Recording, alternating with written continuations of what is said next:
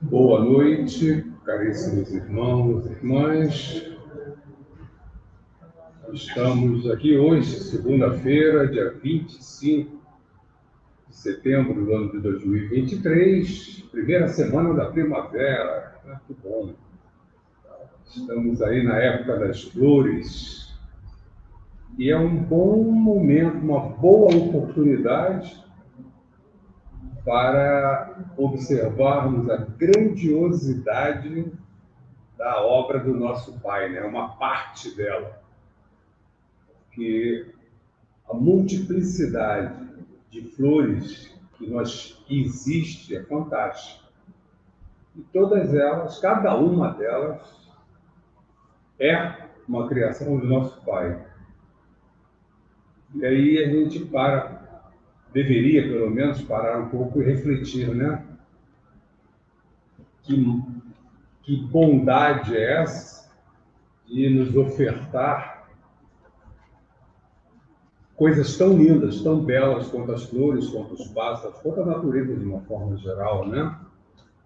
E aí, todo dia, quando nós acordamos e agradecemos mais um dia, devemos também agradecer por tudo isso que o Pai disponibiliza para todos nós, para nos ajudar na nossa evolução, com o único objetivo de criar uma atmosfera, um clima de energia, de força, de esperança, para que a gente possa seguir na nossa caminhada. E por isso estamos aqui, segunda-feira, às 18 horas, nos preparando para os nossos estudos. Hoje, estudo do livro Céu e Inferno, da nossa irmã Giovana.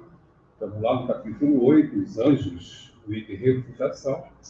E a seguir, o estudo do livro dos Espíritos, ainda na introdução, que a introdução é bastante grandinha, né? Estamos no item, se eu não me engano, item 9. Eu me perdi na anotação da semana passada, mas acho que é o 9. Se não for, vocês me lembram. Então, vamos chamar a dona Giovana Nunes para o trabalho. Vamos trabalhar, dona Giovana?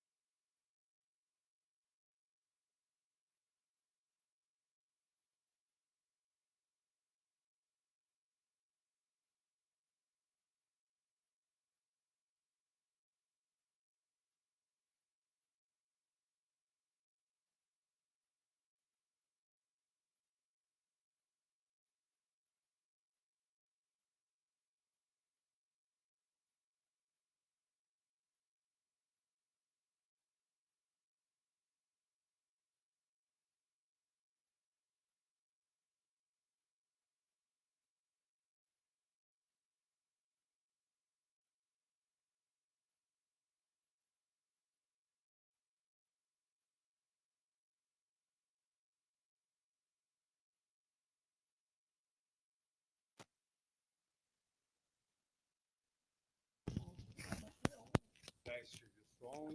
Teste, não, deixa esse. Teste de som, testando o som.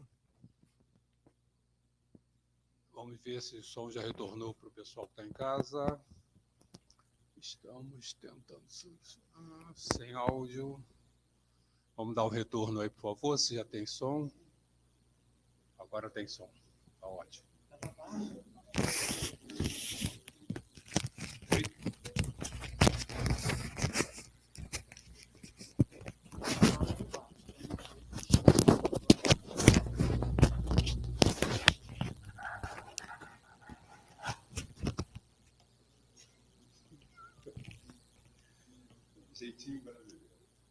Então, dando continuidade ao nosso tema, nós estamos na parte da refutação, que quer dizer contestação, argumentação, para discutir um determinado assunto. E eu fiz uma introduçãozinha pequenininha da leitura passada, para poder entrar no parágrafo 5º, que nós vamos dar sequência hoje.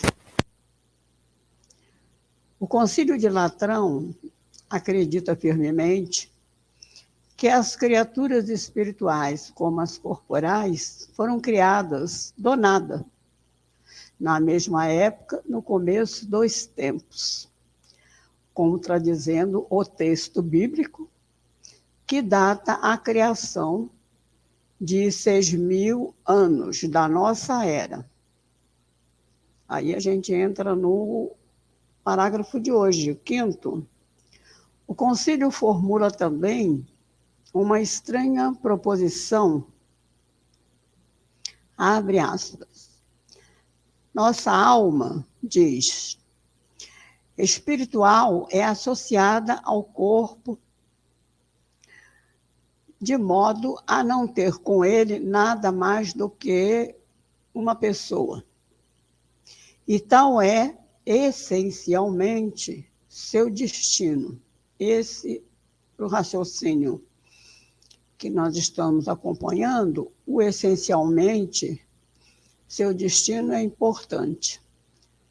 Ora, se o destino essencial da alma é estar unida ao corpo, entretanto, devemos nos lembrar, a alma é imortal e o corpo não. A união daquela com este só se realiza uma vez, segundo a opinião da Igreja. Essa união, mas não é do que, não mais que, na realidade, um incidente, um estágio da alma. No livro está até uma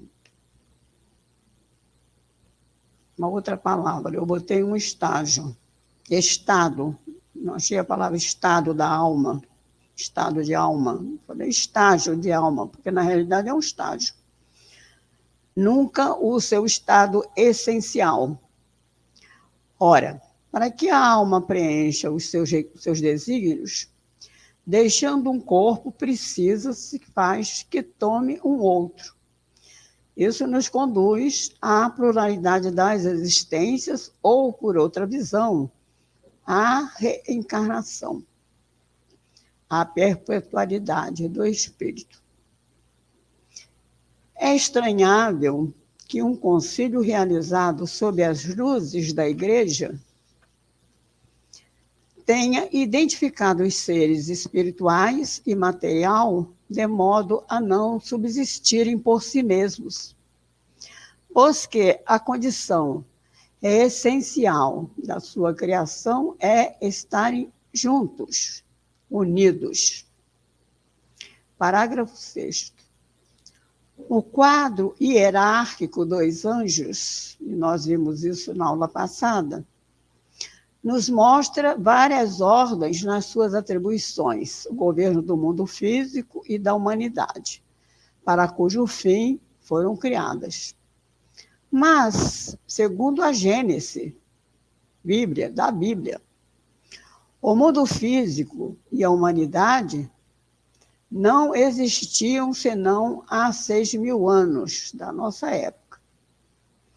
O que faziam tais anjos antes dessa era durante a eternidade, quando já teriam sido criados?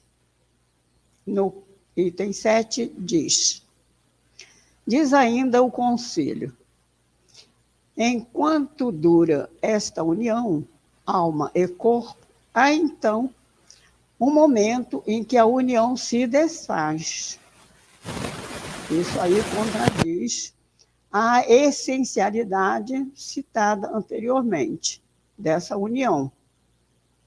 E diz mais o conselho: as ideias lhes chegam pelos sentidos dos objetos, das coisas. Ora, receber ideias pelos sentidos é, segundo o eminente teólogo, uma condição inerente à natureza humana, e não à espiritual. Os conhecimentos dos anjos não resultam da intenção e do raciocínio, porque são anjos sem necessidade de aprendê-los, pois foram criados por Deus sem a necessidade de aprender, segundo a informação anteriormente comentada. Enquanto a alma deve aprender, porque a alma aprende através do corpo físico, associado ao corpo físico. No parágrafo 8º, aqui reponta uma questão vital. Há de saber-se se a alma pode adquirir conhecimentos após a morte do corpo. Mas, se ela adquire novos conhecimentos depois da vida atual, então é que pode progredir e deve progredir. Sublinhei. Porque isso aí já é a nossa alguma antecipação das conclusões do próximo ponto, que será a opinião do Espiritismo. Progredindo a alma, qual o limite desse progresso? Não há razão para atingir por este ao grau dos anjos ou dos puros espíritos. Esse adiantamento, essa evolução da alma, não seria no mesmo nível dos anjos ou dos espíritos puros. Ora, com tal possibilidade, não se justificaria a criação de seres especiais e privilegiados, isentos de qualquer labor ou de qualquer trabalho, gozando da eterna felicidade, ao passo que os outros seres menos favorecidos só obtêm essa felicidade a troco de longos sofrimentos e provas, né? Segundo os nossos ensinamentos da sublime doutrina. Sem dúvidas que Deus poderia ter feito assim, determinado assim, mas admitindo-se-lhe a infinita perfeição, sem a qual não seria Deus, forçoso é admitir-se que coisa alguma criaria inutilmente. Nós sabemos que nada que Deus criou é inútil e nada terá fim. Que a própria ciência nos afirmou, já está para lá de sacramentado. Nada se cria e nada se perde no universo. Tudo se transforma. Quando nós desencarnamos, a nossa matéria retorna ao princípio universal e entra de novo no progresso do universo a partir das primeiras aglomerações atômicas. Os elementos básicos da criação, né? Então, nós não vamos ficar lá abandonadinho depois que os vermes se refestelarem, né? Nós vamos retornar permanecendo unido neste mar de amor, como fala o nosso querido Fabiano de Cristo, O Mar de Amor. Ele tem um livro com esse nome. Deus não criaria nada inutilmente, porque desmentiria a sua justiça e bondade, que são soberanas, e também a sua justiça, a sua bondade e a sua sabedoria. Isso tudo para nós, ainda no nível primário de compreensão e de entendimento. Ainda temos muito que caminhar para que possamos ganhar umas gotinhas deste conhecimento. E eu parei aqui porque o parágrafo iria ainda até o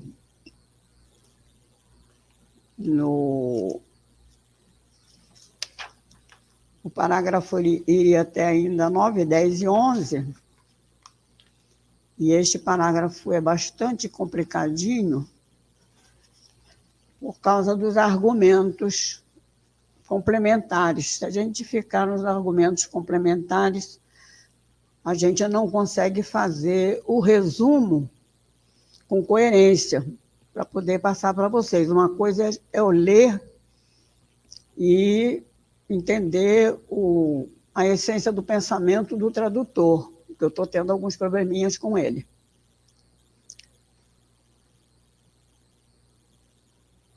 Mas essa semana eu vou comprar o livro do Guilherme Ribeiro.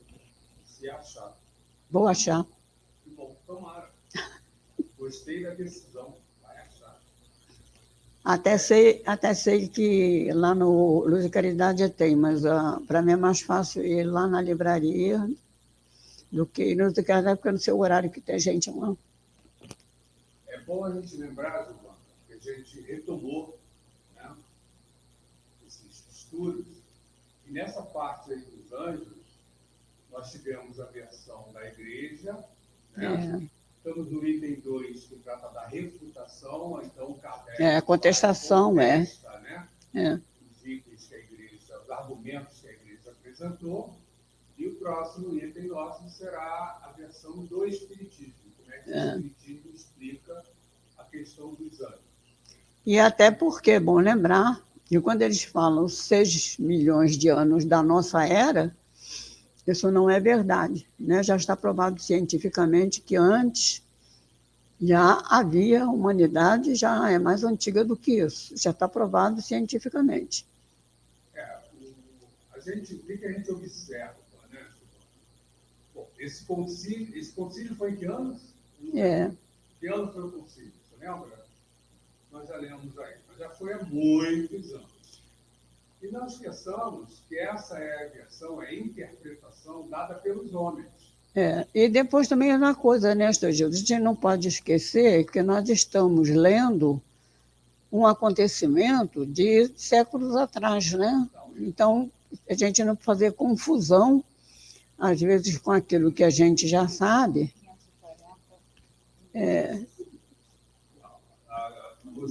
Para um negócio de bilhões de anos. O concílio foi em 1540. Não, esse não. Esse foi em 1868. O Concílio de Trento. 68 ou 1864, uma coisa assim.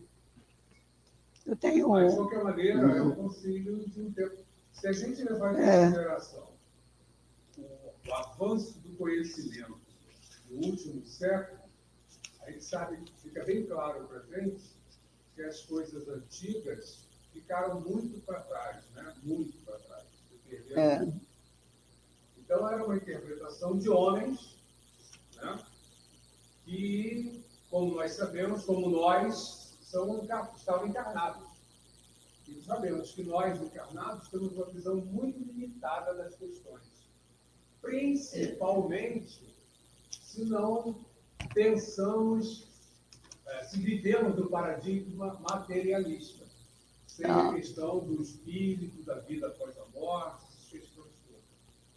Então, essa refutação que é apresentada por Kardec, ele contesta a posição da igreja e, em breve, vamos entrar na versão do Espiritismo. para os anjos, que é a que nós vamos entender melhor, porque nós simpatizamos com a ideia, né? Nós também já pensamos dessa forma. Então, isso vai ser mais fácil para a gente pensar. Perfeito.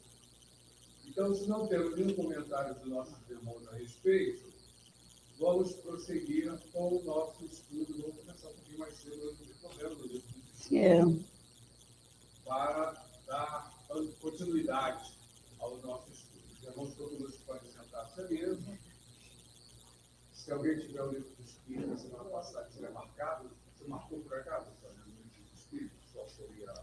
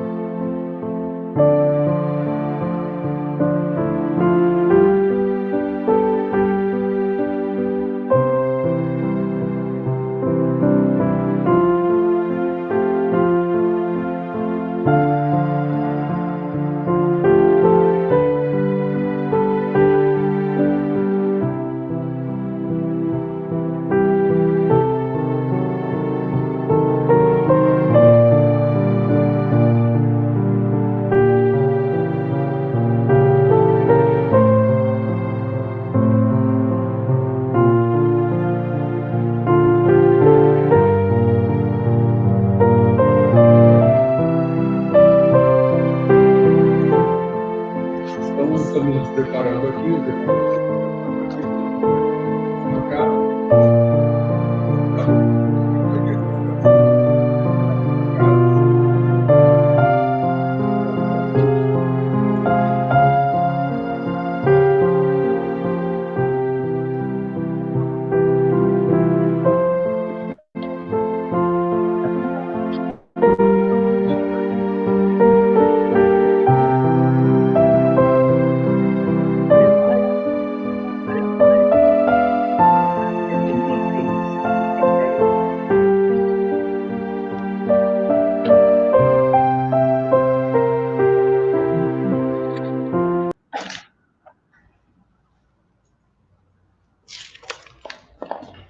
Então, temos aí nosso estudo, o Livro dos Espíritos, Princípios da Doutrina Espírita.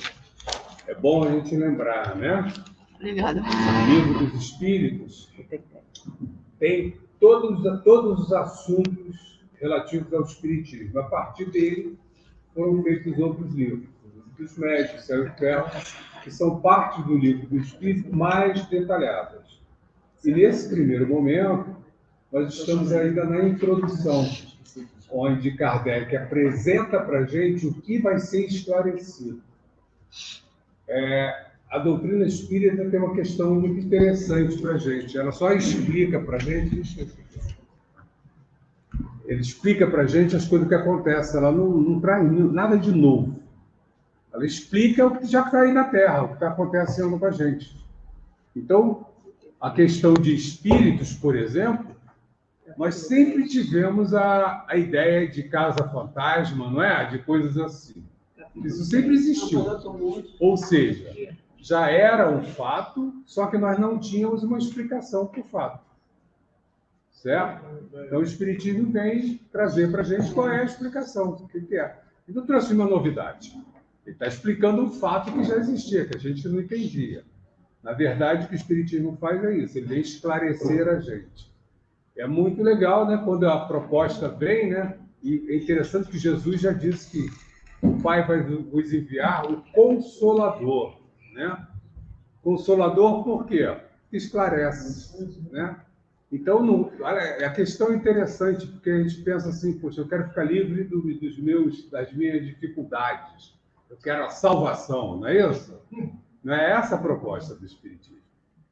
Ela vai explicar para a gente a nossa trajetória e o porquê dos acontecimentos, o porquê do sofrimento, o porquê das alegrias e, principalmente, o que estamos fazendo aqui. E muitas vezes a gente não tem consciência, essa consciência, né, de que estamos fazendo aqui no planeta. Então, já estão todos aqui prontos, já abriram seus livros, então podemos prosseguir com a nossa leitura, que é a partir do item 10, tá? Estou abrindo errado. Aqui. Eu botei do 9, mas vamos passando aqui, que o 9 já foi feito. Vamos lá, item 10. Entre as objeções, algumas das mais especiosas, ao menos na aparência, porque tiradas da observação e feitas por pessoas respeitáveis. A uma delas serve de base a linguagem de certos espíritos que não parece digna da elevação atribuída a seres sobrenaturais. Quem se reportar ao resumo da doutrina acima apresentada, verá que os próprios espíritos nos ensinam não haver entre eles igualdade de conhecimentos nem de qualidades morais, porque não se deve tomar ao pé da letra e que não se deve tomar ao pé da letra tudo quanto dizem. Então, os espíritos já tinham dito lá para a gente, né? E Kardec está chamando a atenção. Os espíritos estão todos no mesmo nível? Não. Mas nós estamos no mundo de provas e expiações, todos nós. Então, o nosso nível é aproximado. Nós estamos dentro de um contexto que nos enquadra aqui. É só a gente pensar assim, bom, ensino fundamental hoje, né? Que vai do primeiro ao nono ano, né? Ao nono ano. As crianças que estão no ensino fundamental estão no mesmo nível? Não. Mas estão todas no ensino fundamental. Estão na mesma escola, né? Então, a gente vê a Terra como uma escola também, entendendo que nós estamos em níveis diferentes aí. E que nem todos os espíritos estão esclarecidos. Então, uma criança que esteja no nono ano, ela já tem conhecimento de tudo? Não. Então, mesmo estando na Terra, os espíritos que estão conosco ainda não têm conhecimento de tudo, né? Então, nós temos espíritos aí em níveis bem elevados. As pessoas sensatas incumbem separar o bom do mal. Olha aqui, ó, sensatez, né? Cada um de nós, né, é responsável pela nossa análise. E aí, se eu quero fazer uma boa análise, eu tenho que estar bem preparado ou mal preparado? E se eu estou mal preparado? Mas de quem é a responsabilidade? É minha mesmo, né? Eu que não corri atrás, que não busquei me preparar. Então, preparar é uma questão. Mas nós sabemos como tem as pessoas, quando estão no nível evolutivo muito inicial, né? Elas têm dificuldade de entender isso, né? Mas aí vem a sabedoria divina, né? O que ele nos ensina? Para que serve a força? Para ajudar aos fracos. Para que serve a sabedoria? Para ajudar aos menos sábios. Olha a responsabilidade da sociedade em trazer esses indivíduos que ainda têm pouco conhecimento. Então, a responsabilidade é da sociedade. Então, quando na lei humana a gente coloca que é dever do Estado da educação, nós estamos repetindo a lei de Deus. É dever do Estado por quê? É a organização social maior nossa, né? É ela que deve dar os elementos que direcionem a sociedade. Olha o compromisso dessas pessoas. Elas devem trabalhar direcionando a sociedade. Para o bem deles ou para o bem da sociedade? Né? Então, aí a gente vê aí as distorções. Lembra quando nós começamos a falar, né? Que as interpretações que foram apresentadas no concílio foram feitas por homens. O que acontece quando somos nós tomando as decisões? Né? Interesses escusos. Muitas vezes porque, às vezes, são interesses, vamos colocar assim, interesses próprios, egoísticos, né? Porque ele não está preocupado com a sociedade, com a comunidade. Ele está preocupado no bem-estar dele, né? E aí, a sociedade fica em milésimo plano, né? Fica lá para trás. Então, essas pessoas... E aí, olha, a justiça divina, o que diz? De lei de ação e de reação. Mais será cobrado a quem mais foi dado. Então, se eu dou a condição física, a condição material de uma vida, a vida de político está ótima, né? Agora, você pode botar até a sirene no carro, né? Então, se eu dou essa condição maravilhosa para eles, né? E eles fazem mau uso, compromissos sérios. É interessante que a gente vai na justiça de Deus e às vezes a gente questiona assim, pensa, né? Poxa, por que nasce uma criança com uma deficiência mental? É uma criança. É uma criança naquele corpo, mas aquele espírito vem de uma encarnação passada. O que será que ele fez numa encarnação passada para merecer uma reencarnação tão difícil? E aí a gente olha para o lado e a gente vê, né? As atrocidades que acontecem no nosso planeta. De todas as formas, né? De todos os níveis, né? Desde fomentar uma guerra, né? Até roubar alimento das escolas, coisas desse tipo. A criança que nasce com um problema no fígado, né? Qualquer tipo de deficiência que dificulta a existência dela, né? A existência passada usou da vida, né? Pode ser que sim, pode ser que sim. Há essa possibilidade, né? Mas a gente tem que tomar muito cuidado de não tentar já rotular, né? Por isso que Deus dá ignorância a gente, de certa forma, né? Porque a gente acha que já entende o suficiente e quer fazer logo as ligações, né? Ah, pô, você está com problema de fígado hoje porque você bebia no passado. Não, pode não ter sido isso. Pode ter sido uma outra questão que levou à necessidade dessa dificuldade especificamente. Tá? Onde eu parei? Desculpa. Indubitavelmente. Depois que você pensa assim, indubitavelmente os que desse seria no segundo parágrafo. 1, 2, 3, 4, 5, 6, 7, 8. Na oitava linha do segundo parágrafo. 3, 6, 8. Indubitavelmente. Acho que eu estou na página errada. Não, tá certinho. Indubitavelmente. Tá, assim. Achei. Indubitavelmente. Então, vamos lá. Ainda bem que eu tenho a opção de gente aqui para carregar o seguinte, aqui se perde.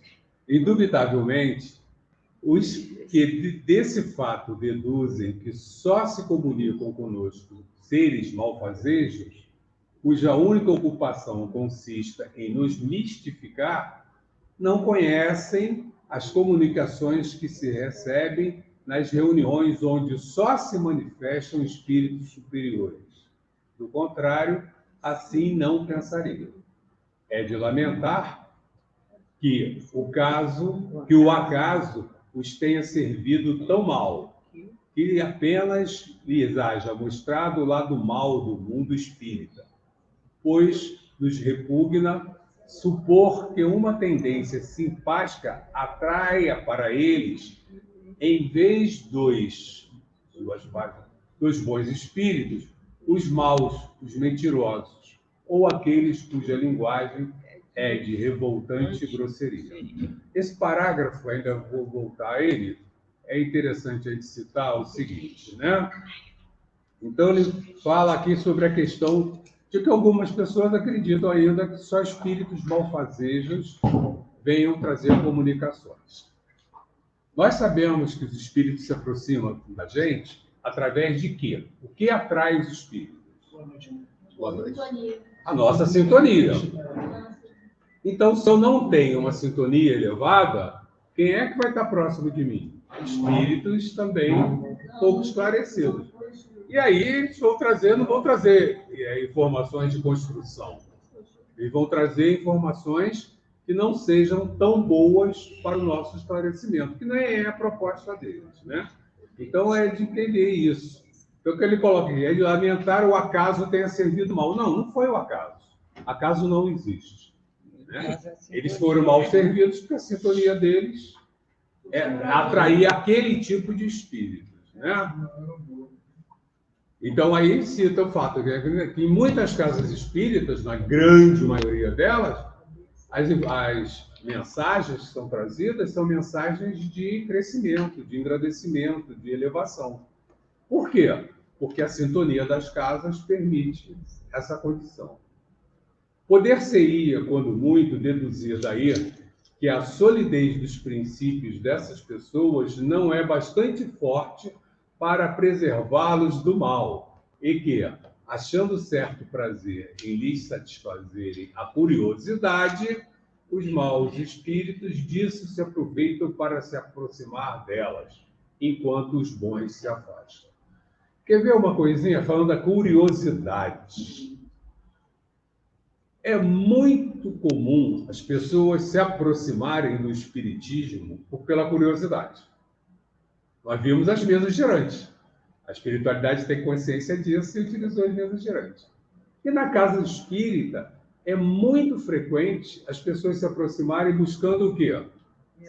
Saber como estão as pessoas desencarnadas, pedindo psicografia. As pessoas que já conhecimento dela não está desencarnada. Então, e às vezes, se a gente for ver o que ela quer saber da psicografia, são curiosidades mesmo, né? Mas a bondade divina também é fantástica. Nós sabemos que nós não somos espíritos muito esclarecidos. Não é isso? Alguém aqui é anjo? Está perto disso? Não, né? Não estão. Então, nós temos as nossas dificuldades. Vamos desencarnar? Vamos virar anjos? Não, continuaremos na mesma coisa. Nós fazemos bobagens aqui agora? Fazemos. Então, temos ainda uma série de questões a aparar. Ao chegar no plano espiritual, nós também não vamos estar numa maravilha. Vamos estar numa condição condizente com o nosso estado. E aí, né? Uma mãe muito preocupada com seu filho quer saber como é que seu filho está no plano espiritual. A espiritualidade não pode mentir. Né? O que ela vai dizer para essa mãe? Ó, seu filho ainda está internado no hospital sob tratamento. Vai ser bom para essa mãe? Não. Então, a misericórdia, a sabedoria divina, né? Esse tipo de mensagem não acontece. O máximo que pode acontecer numa situação, dependendo do estado dessa mãe, é de um outro espírito, porque aquele espírito não está nem em condições de se comunicar ainda. De um outro espírito que faça assistência, vir a comunicação, dar uma resposta que acalme aquela mãe. Ó, seu filho está sob nossos cuidados, ele está bem cuidado, está bem tratado. Pronto. Mas nunca vai poder dizer que ele está bem, porque ele ainda não está bem. Né? Não pode dizer, né? Em função do estado de desequilíbrio dele, ele ainda... Não vai falar isso para a mãe. Né? Vai ficar pior, né? Aí só se quiser enlouquecer. Isso se for um espírito comprometido com o quê? Com o bem. Agora, se for um espírito leviano, Vai pintar o pior. vai dizer, né? Pode ser algum espírito que se satisfaça em ver o desespero da mãe. Então, ele vai falar coisas horríveis. Então, se a gente ouvir um espírito falar uma coisa dessa, a gente já sabe que não é um espírito bem orientado. Né? Oi? Nem caridoso, né? Muito menos, né? Terminei esse parágrafo, né? Julgar a questão dos espíritos por esses fatos seria tão pouco lógico quanto julgar do caráter de um povo pelo que se diz e faz numa reunião de desatinados ou de gente de má nota, com as quais não entretém relações as pessoas circunspectas, né, nem as sensatas. Né? É aquela coisa, né? Uma laranja não quer dizer que a laranjada toda vai ficar ruim. Né? Você tem uma laranja estragada no saco, não quer dizer que o saco todo esteja ruim. A gente separa a laranja e tem que entender qual é a situação de cada um. Né? Os que assim julgam se colocam na situação do estrangeiro que, chegando a uma grande capital pelo mais abjeto dos seus arrabaldes, nossa, Rabaldes A Rabaldes é ser áreas, né, em volta, né, das Circunferência? Não é circunferência, é em volta. Não tem uma palavra assim? Em volta. É em volta, né? É em torno. Né? Círculo. No mundo dos espíritos também há uma sociedade boa e uma sociedade má. Igual aqui, né? Porque tem os maus que morrem vão para a sociedade má pela afinidade. Então também eles viraram anjos. Né? Dignem-se os que daquele modo se pronunciam de estudar o que se passa entre os espíritos de escola e se convencerão de que a cidade celeste não contém apenas a escória popular. Perguntam eles, os espíritos de escola descem até nós? Como seria o espírito de escola? Escola seria de elevado nível, né? Então, os espíritos de escola, a gente está falando dos espíritos elevados, né? Os espíritos já estão num plano bem elevado. Tá? Oi? Até se associa com a questão da escola, porque são muito escolados, né? O que a gente fala quando uma pessoa é escolada? O que quer dizer? Aquela pessoa que tem muito conhecimento, tem muita sabedoria, né? Isso pode ser até que tenha. Né? A questão da origem das palavras pode ser até que haja essa ligação. Então, responderemos. Não fiqueis no subúrbio. Vede, observai e julgareis. Os fatos aí estão para todo mundo, né? O que a gente fala todo o tempo no Espiritismo, né, gente? Não tem nenhum mistério. As coisas estão aí para que a gente tente entender. A menos que lhes sejam aplicáveis estas palavras de Jesus. Tem olhos e não veem, tem ouvidos e não ouvem. Como variante dessa opinião, temos a dos que não veem nas comunicações espíritas e em todos os fatos materiais a que elas dão lugar, mais do que a intervenção de uma potência diabólica. Novo Proteu, que revestiria todas as formas para melhor nos enganar. Não a julgamos suscetíveis de exame sério. Então, não vamos nem... né? Por isso, não nos demoramos em considerá-la. Aliás, ela está refutada pelo que acabamos de dizer. Acrescentaremos tão somente que, se assim fosse, forçoso seria convir em que o diabo é, às vezes, bastante criterioso e ponderado, sobretudo muito moral, ou então, e que também há bons diabos, né? Se houvesse, porque as mensagens, as comunicações, elas não seguem uma única linha de bom ou mal. Nós temos mensagem dos dois lados. Então, significa que nós temos geradores de mensagem dos dois níveis, tanto do lado do bem quanto do lado do mal.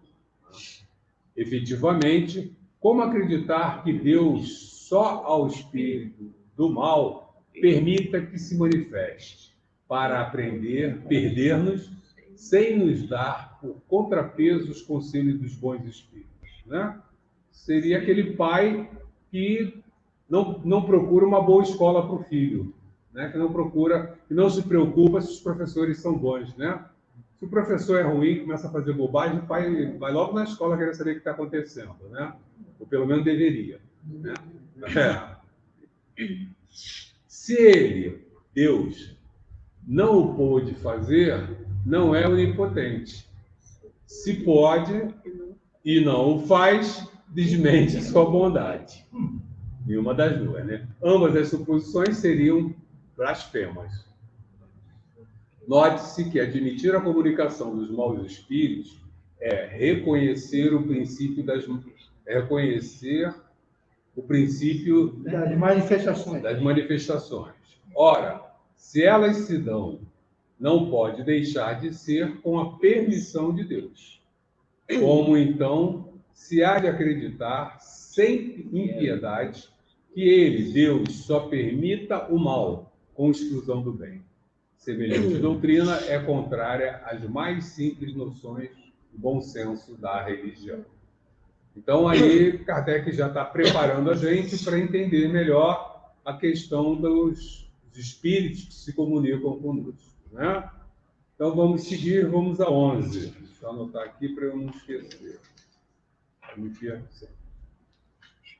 Ainda tem bastante tempo. Esquisito é, acrescentam, que só se fale dos espíritos de personagens conhecidas e perguntam por que são eles os únicos a se manifestarem. Há ainda aqui um erro oriundo, como tantos outros, de superficial observação. Dentre os espíritos que vêm espontaneamente, muito maior é para nós o número de desconhecidos do que os dos ilustres, designando-se aquele por um nome qualquer, muitas vezes por um nome alegórico ou característico. Quanto aos que... algumas pessoas pensam, né? Só vem espírito importante, né? Que foi importante. Porque é muito engraçado, as pessoas quando falam que fizeram regressão, né? Todo mundo foi princesa, todo mundo foi rainha, né? É engraçado, né? Mas entre os espíritos que se comunicam conosco, não. Falar a verdade, mas não fala. Oi? Melhor falar que é príncipe. Eles não sabem o quanto estão se comprometendo com isso, sem dúvida, né? Se foi rainha, o que você fez como rainha, né? É melhor... Eu não esqueço uma frase de um palestrante aqui, que é muito importante para a gente, né? A gente fica esperando grandes coisas nas nossas mãos, né? Não esqueçamos que tudo que nós recebermos, nós vamos ter que prestar conta, né? E aí o palestrante aqui na casa falou uma vez para a gente, é muito mais fácil prestar conta de tostão do que de milhão, né? É muito mais fácil. Então, vamos pensar bem se nós estamos preparados para ter 1 milhão na mão, se vamos fazer bom uso ou vamos ter que prestar conta, né?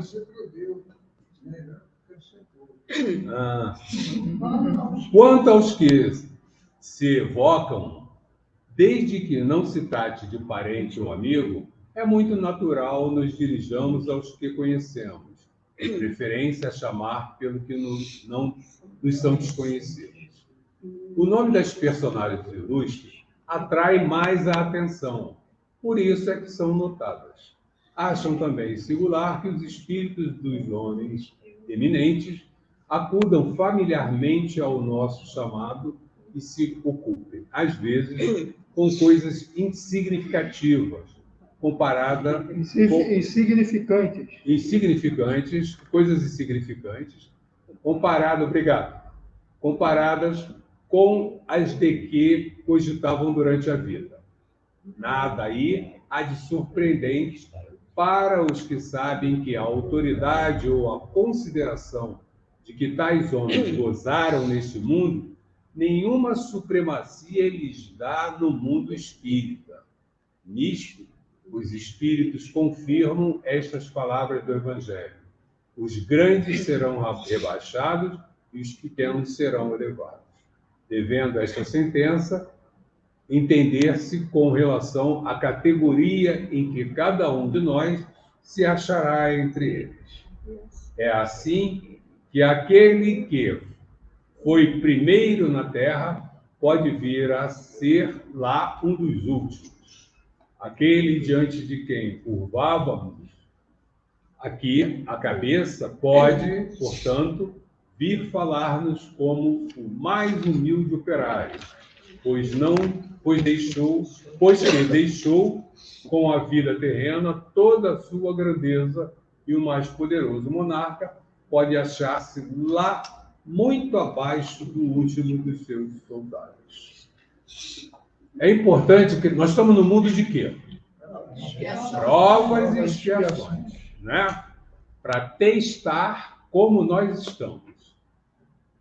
E nós sabemos, por exemplo, já temos conhecimento de muita coisa que nós não deveríamos fazer, mas que ainda fazemos, que ainda não conseguimos deixar de fazer. Até queremos deixar, mas ainda não conseguimos.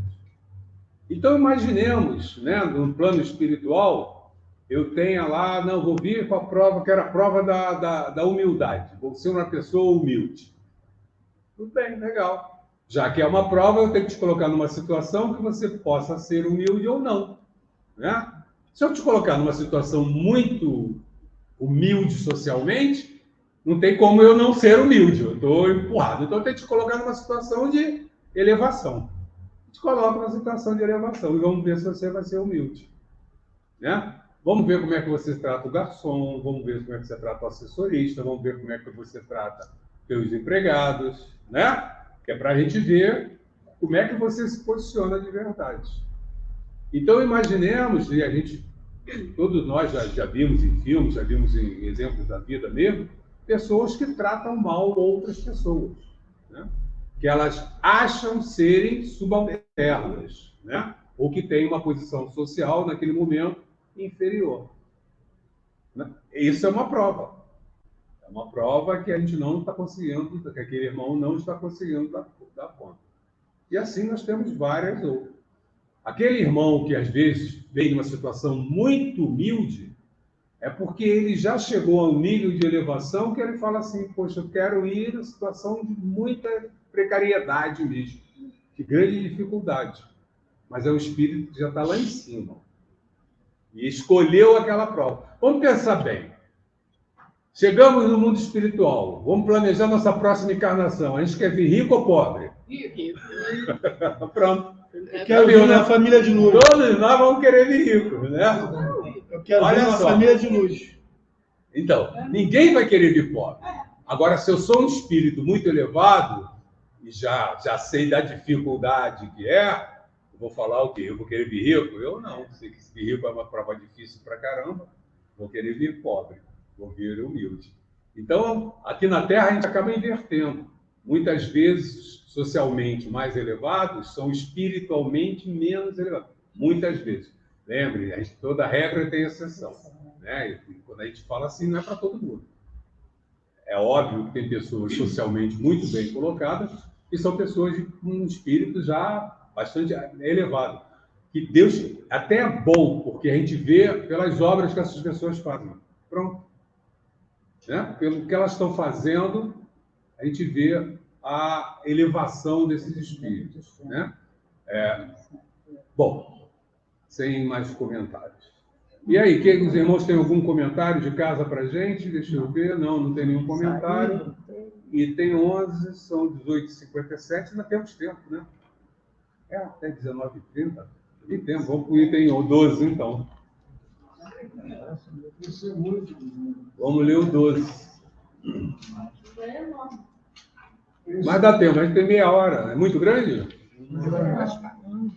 Duas páginas. Dá para a gente ler. A gente lê o 12, pelo menos, e já fica mais próximo.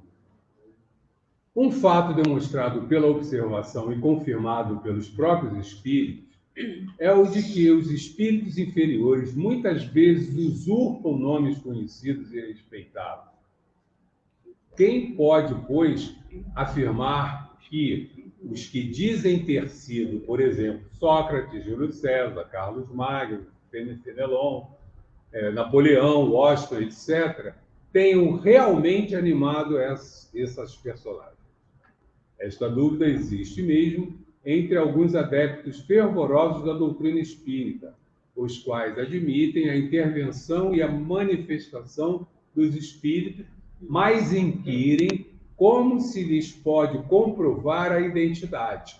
Isso é um ponto importantíssimo, né? Os trabalhadores espíritas, os médiuns, eles ficam muito preocupados se aquele espírito que se apresenta é realmente um espírito bom ou não. Se aquilo que ele diz é uma questão importante, se é para a gente realmente ouvir e prestar atenção naquilo.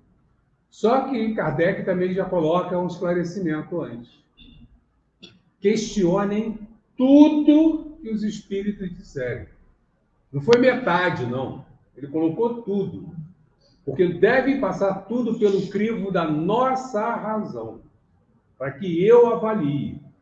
Né? Então, a gente sabe, por exemplo, os estudos mostram que os espíritos elevados, eles não vêm aqui para dizer quanto ia ser o jogo do Flamengo ontem. né? Não se prestam a isso, né? Se eu perguntar aqui quem vai dar na loteria, os espíritos bons não vão se prestar a isso. Quando é que meu namorado vai voltar? Os espíritos bons não se prestam a isso. Então, nós temos que estar atentos a essas questões, né? Se o que nós estamos querendo é uma coisa importante e é esclarecedora. Lembre, qual é o objetivo de Deus? Né? Nos ajudar na nossa elevação. Os espíritos superiores são o quê? Mensageiros de Deus. Então, o que eles vão trazer são mensagens de Deus. Para quê? Para a nossa elevação. Não é para curiosidade, não é para coisas supérfluas, para coisas bobas, né? Vai ser para coisas sérias. Então, entre os médiuns, é muito comum os médiuns ficarem com essa preocupação. E a orientação de Kardec é: veja o teor da comunicação. Se é uma comunicação consistente e se é uma comunicação com um conteúdo que eleve, que cresça, que é acrescente, né? O vocabulário também ajuda, mas o vocabulário só não é suficiente. É claro que espíritos elevados não vão chegar falando uma linguagem chula, não vão chegar falando palavrão, não vão chegar falando coisas, né? Eles vão usar uma linguagem mais elaborada. Por quê? Porque é o nível de elevação deles. É que nem você conversar com um professor de literatura e ele ficar falando abobrinha, né? Falando usando uma linguagem chula. Não tem como. O nível dele já é um nível mais elevado. Então, a gente também percebe pela linguagem. Mas não esqueçamos que a história mostra para a gente a escola dos sofistas, né? O que é um sofisma? É aquele cara que fala e não diz nada. É um discurso vazio. Isso, lá na Grécia Antiga, era a escola do sofista, que era uma escola para formar políticos. Já lá naquela época, gente. Sério. Era ruim Naquela época já. Não muito, não. Então se aprendia um vocabulário rico, né? Aparentar. Uma boa locução, né? Uma boa fluência verbal, e aí fazia um discurso para o povo usando palavras que o povo não entende. Quando a gente conversa com alguém e alguém fala o que a gente não entende, o que a gente pensa? Ele sabe mais do que a gente, não é isso? E isso é uma forma de poder. Então, isso fazia com que esses indivíduos se projetassem politicamente, porque eles falsamente mostravam para o povo que não tinham, que tinham grande conhecimento, quando era falso isso, né? Então, posso ter um grande vocabulário e posso ser um sofista, né? Tenho o domínio da palavra, um bom vocabulário, mas será que é consistente? Aí as pessoas que estão ouvindo têm que entender o que eu estou falando, analisar o que eu estou falando, para saber. E é isso que Kardec fala. Ele não pede para a gente ouvir metade e respeitar metade. Não, ele diz para desconfiar de tudo. Tudo que for dito, vocês devem passar pelo crivo da razão de vocês. Tá? Ajuda, onde parei? Semelhante prova é, de fato, bem difícil de produzir. Conquanto, porém, não o possa ser de modo tão autêntico como uma certidão de registro civil pode, ao menos, por presunção, segundo certos indícios. Quando se manifesta o espírito de alguém que conhecemos pessoalmente, de um parente ou de um amigo, por exemplo, por mente se há pouco tempo que morreu, sucede geralmente que sua linguagem se revela de perfeito acordo com o caráter que tinha aos nossos olhos, quando vivo. Ou seja, né? Quando é alguém que a gente conhece, a gente vai ver que a forma de falar, ela mantém a forma de falar de quando estava vivo. Já isso constitui indício de identidade. Não mais... Tem certas palavras, né, como a gente chama as pessoas, algumas palavras que a gente usa, que são características que já permite identificar, né, que é aquilo de alguém que está falando. Não mais, entretanto, há lugar para dúvidas, desde que o Espiritismo fala de coisas particulares, lembra acontecimentos de família, sabidos unicamente do seu interlocutor. Um filho não se enganará, de certo, com a linguagem de seu pai ou de sua mãe. Nem pais haverá que se equivoquem quanto a de um filho. Neste gênero de evocações, passam-se às vezes coisas íntimas verdadeiramente empolgantes, de natureza que a convencerem o maior incrédulo. O mais obstinado cético fica, não raro, aterrado com as inesperadas revelações que lhe são feitas. Quem viu o filme do Chico, né, vê essa situação, né, que tinha pessoas ali que não acreditavam, mas quando chegavam lá e viam as psicografias, falavam, não tem como não ser da pessoa que está identificada. Outra circunstância muito característica acode em apoio da identidade. Dissemos que a caligrafia do médium muda, em geral, quando o outro passa a ser o espírito evocado e que a caligrafia é sempre a mesma quando o mesmo espírito se apresenta.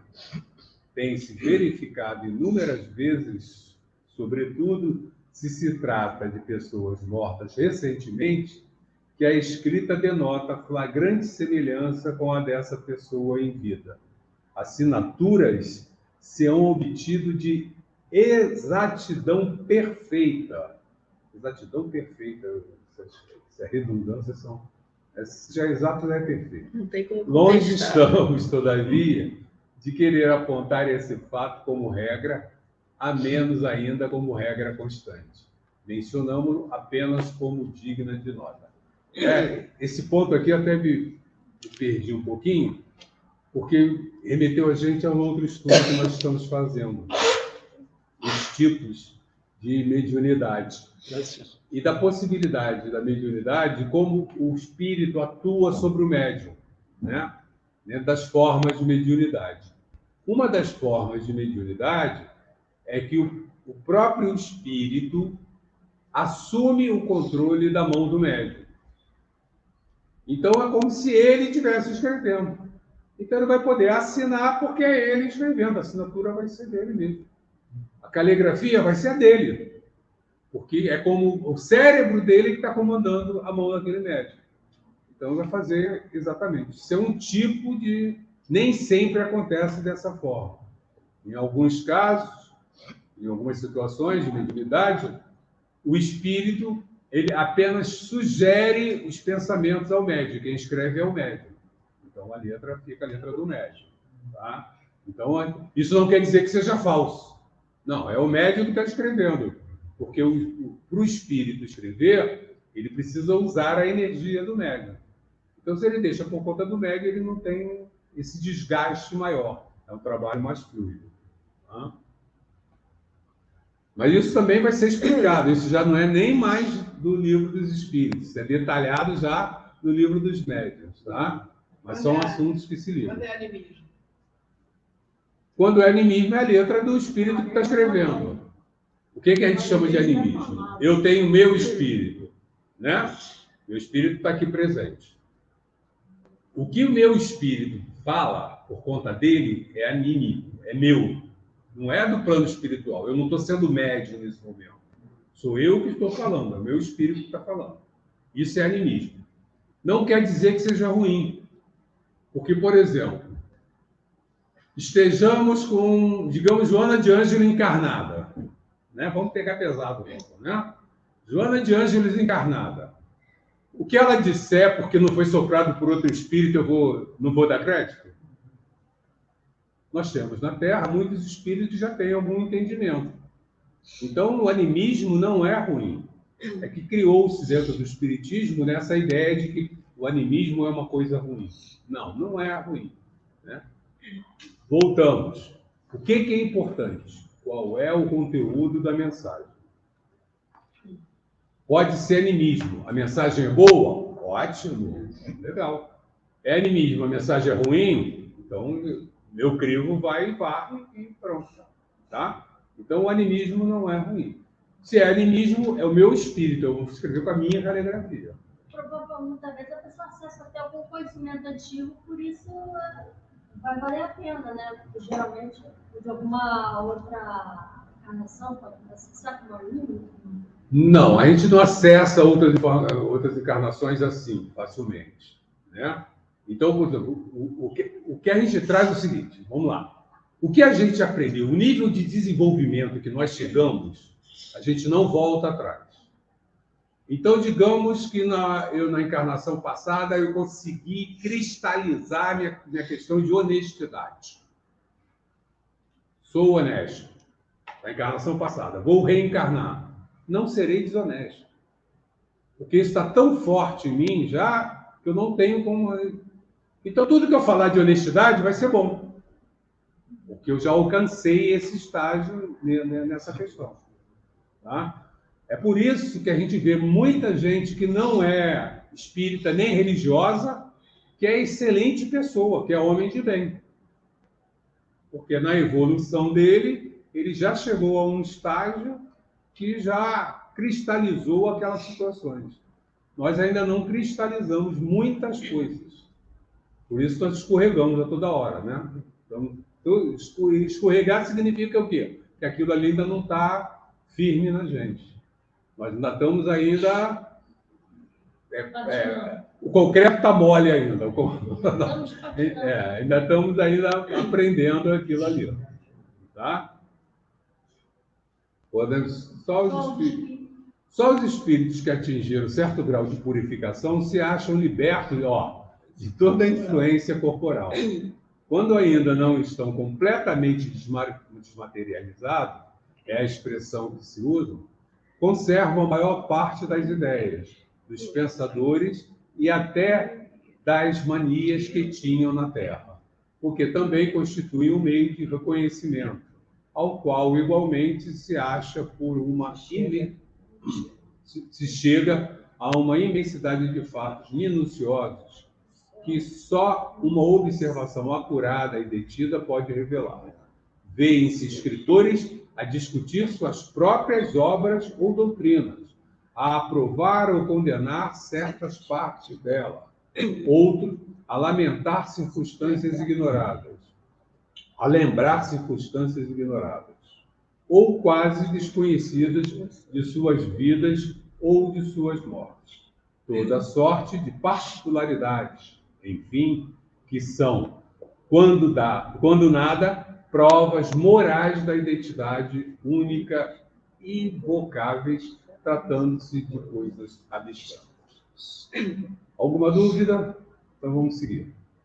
Ora, se a identidade de um espírito evocado pode, até certo ponto, ser estabelecida em alguns casos, razão não há para que não o seja em outros.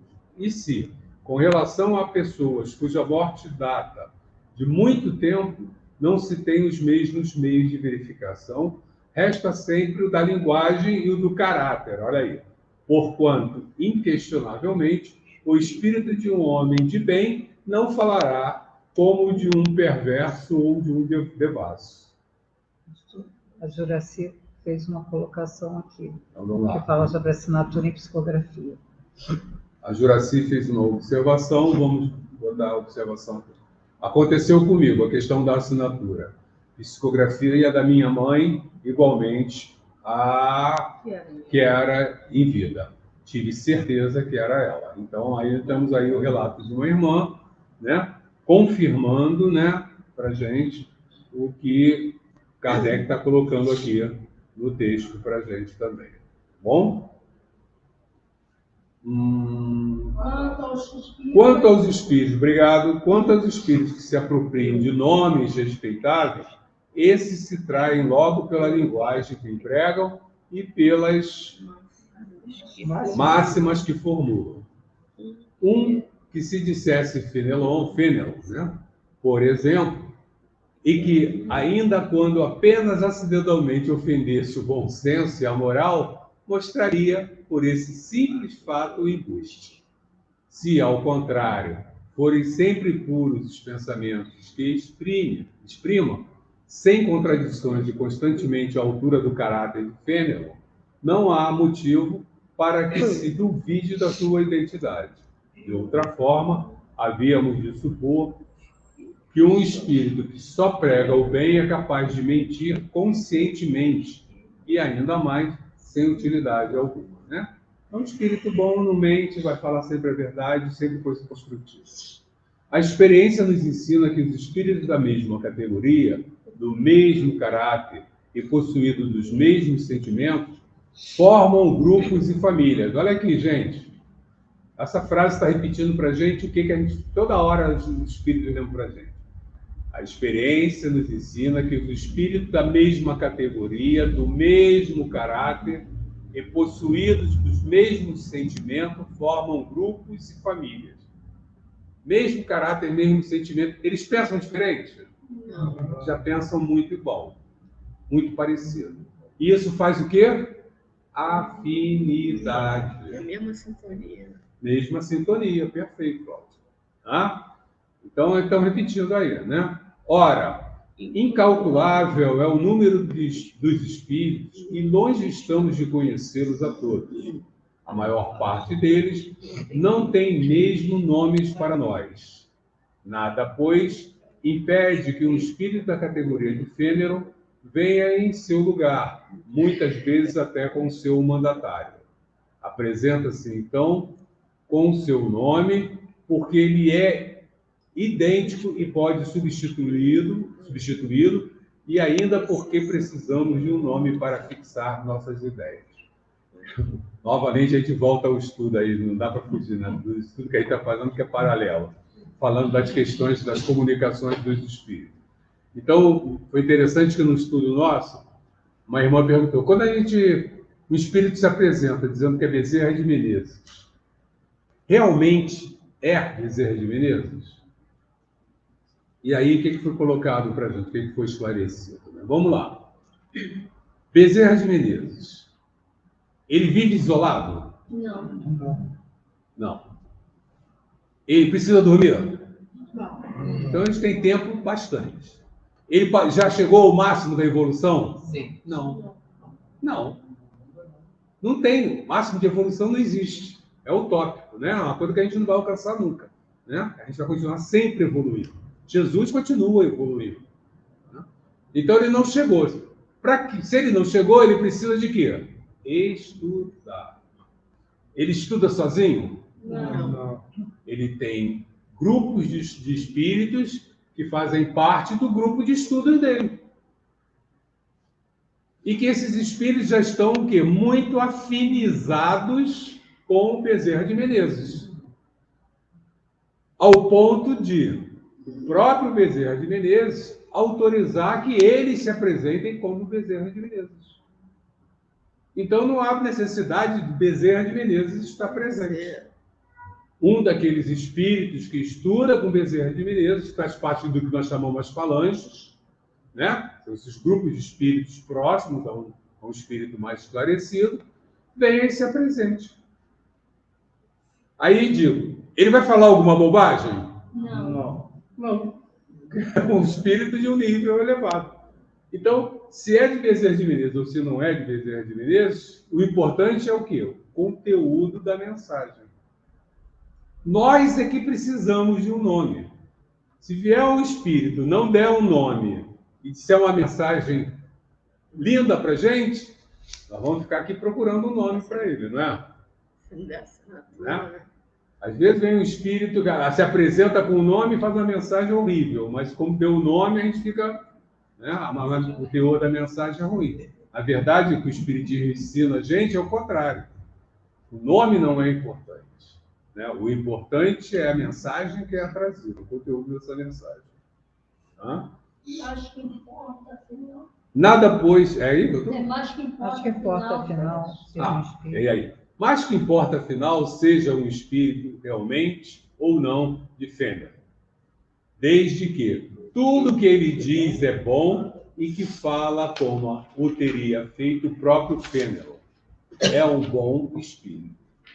Indiferente é o nome pelo qual se dá a conhecer, não passando muitas vezes de um meio de que lança a mão para nos fixar as ideias.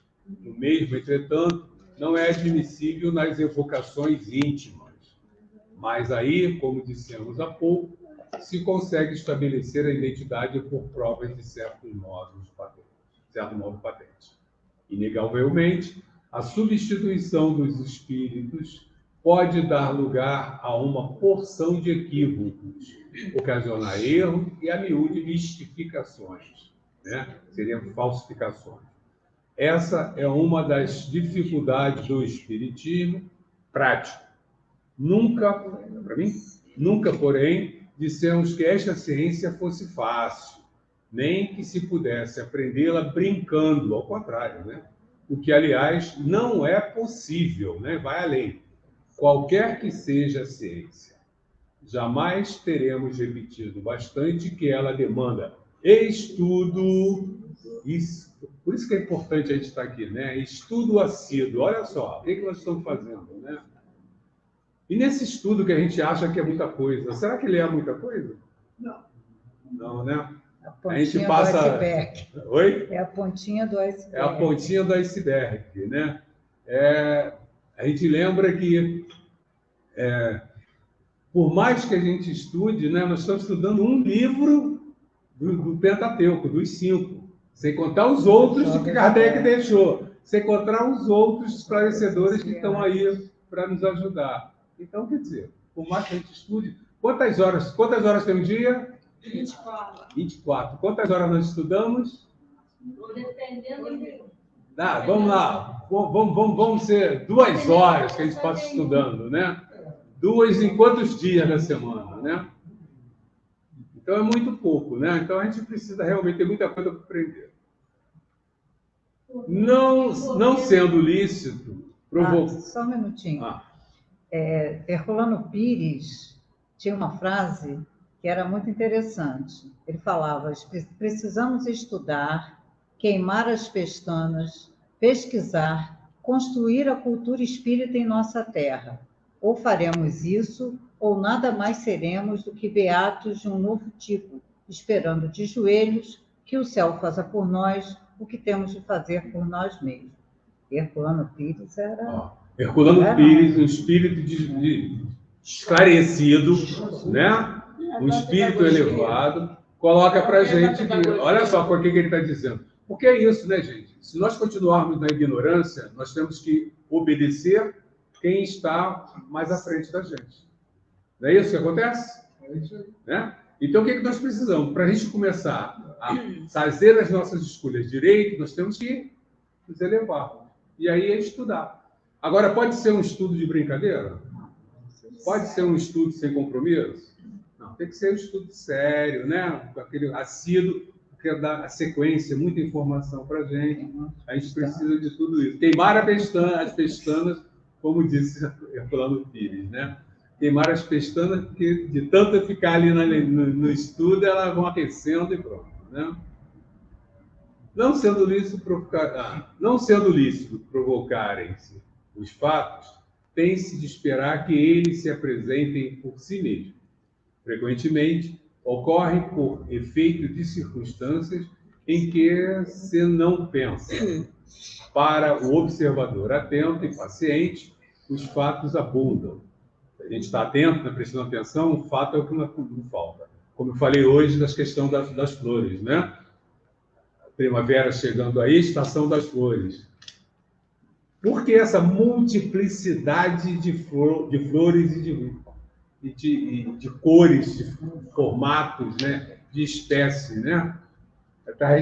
Nós gostamos muito de flores, e essa semana nós fomos premiados uma flor que se chama flor de cera, né?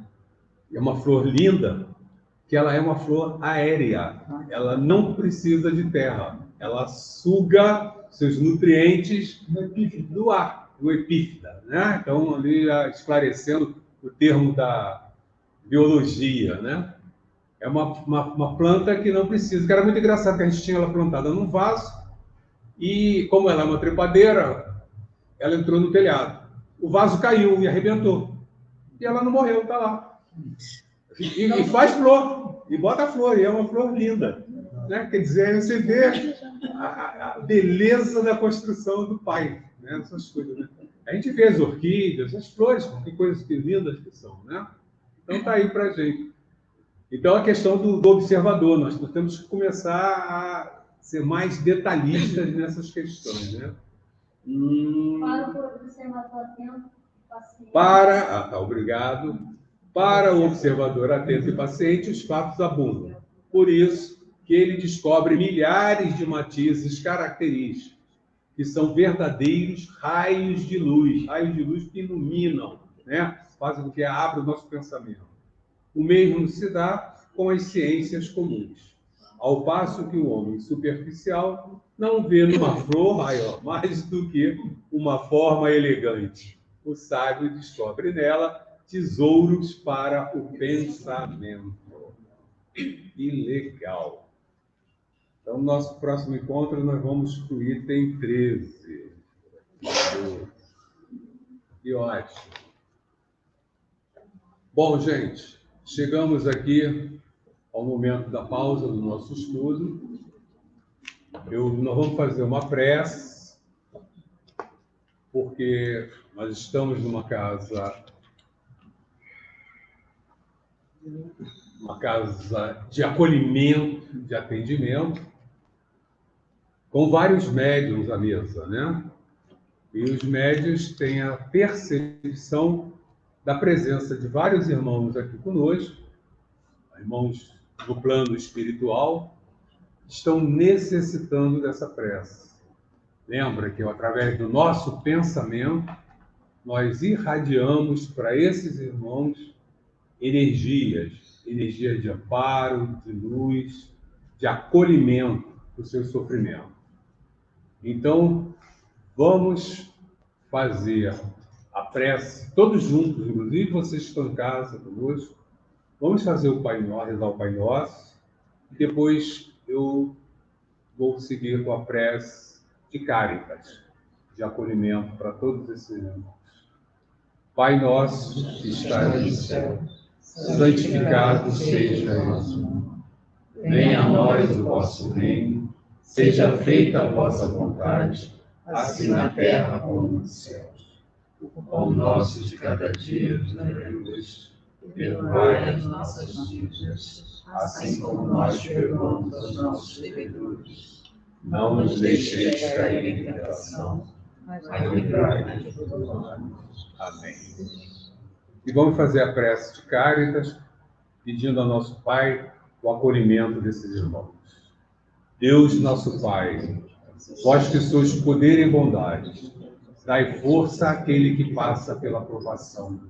Dai luz àquele que procura a verdade. Ponde no coração do homem a compaixão e a caridade. Deus, dai ao viajor a estrela guia, ao aflito a consolação, ao doente o repouso. Pai, dai ao culpado o arrependimento, ao espírito a verdade, à criança o guia, ao órfão o Pai. Senhor, que a vossa bondade se estenda sobre tudo que criaste. Piedade, Senhor, para aquele que não vos conhece, esperança para aquele que sofre. Que a vossa bondade permita aos Espíritos Consoladores derramarem por toda parte a paz, a esperança e a fé. Deus, um raio, uma centelha do vosso amor pode iluminar a terra. Deixai-nos beber nas fontes dessa bondade fecunda e infinita. Todas as lágrimas secarão, todas as dores se acalmarão. Um só coração, um só pensamento subirá até vós como um grito de reconhecimento e amor. Como Moisés sobre a montanha, nós nos esperamos de braços abertos. Ó bondade, ó beleza, ó perfeição. E queremos de alguma sorte merecer a vossa misericórdia. Como nosso intuito hoje, inclusive para os nossos irmãos esquecidos, né? Vamos fazer a prece da nossa mãe.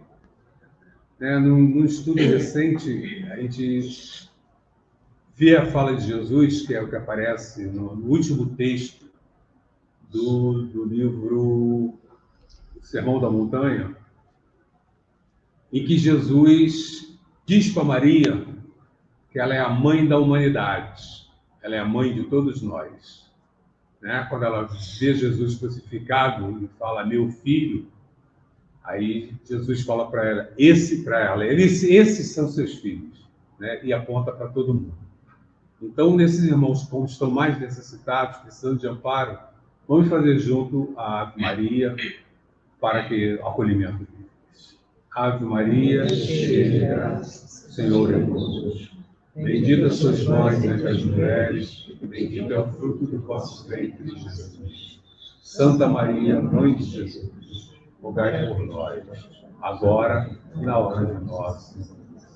Que assim seja. Graças a Deus, graças a Deus.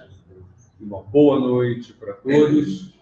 E vamos iniciando o nosso estudo de hoje, lembrando que na próxima segunda-feira estaremos aqui, com a permissão do nosso Pai, para a continuidade do nosso estudo. Semana que vem, sendo preces para os desencarnados. Já é a primeira do mês, né? Preces para os desencarnados e tema livre. Semana que vem teremos tema livre. Então, uma boa noite.